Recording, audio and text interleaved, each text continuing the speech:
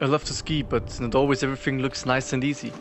Ski moves look always on point, but for me, the passion about skiing is way beyond the actual process of skiing.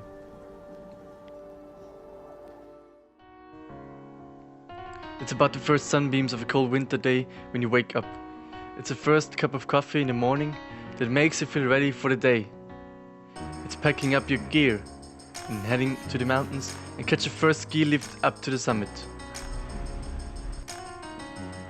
Breathing the cold air and watch how the sun is rising over the mountains. It's the feeling that it's just right about that moment. Skiing is also about making breaks and relax in the sun. But it's of course not just about sunny weather and nice temperatures. It's about being in nature and experience all types of weather. Doesn't matter if it's windy or cold.